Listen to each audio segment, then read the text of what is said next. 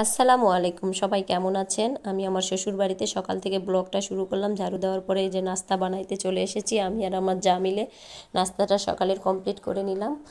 সুদ্দের আটা রুটি, সেমাই আর আলু ভাজি। সবাইকে টেবিলে খাবার দিয়ে নিচ্ছি, সবাই একসঙ্গে নাস্তা করে নিব।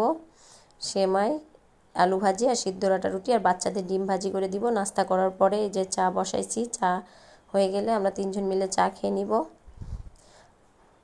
চা চা খেয়ে নিলাম। বাড়িতে আসার পর থেকে অনেক মজা হচ্ছে। এই যে দুপুরে রান্না বান্নার জন্য রেডি হচ্ছি। বাটা মাছ ভাজি করে নিব, সুন্দর করে ভাজবো।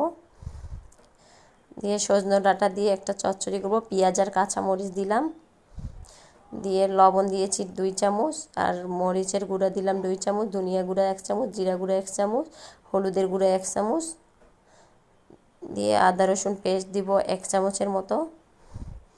দিয়ে সয়াবিন তেল দিয়ে সুন্দর করে হাত দিয়ে মাখাইয়ে বসিয়ে দিব। দিয়ে ভেজে রাখা মাছটা পরে দিয়ে নিয়ে তো তরকারিটা রেডি করছি। মুরগির মাংস রান্না করব বাচ্চাদের জন্য। এই যে ধনিয়া গুঁড়া দিলাম, জিরা গুঁড়া দিলাম, লবণ দিলাম 2 চামচ, হলুদের গুঁড়া দিলাম 1 চামচ, মরিচের গুঁড়া দিলাম 2 চামচ, দিয়ে সুন্দর করে মাখাইয়ে মাংসটা ভেজে নিব। ব্রয়লার মুরগি না ভাজলে খাওয়া যায় না। মাংসটা ভেজে নিয়ে একটু ডিফারেন্টভাবে রান্নাটা করতেছি অন্য একটা বাটিতে।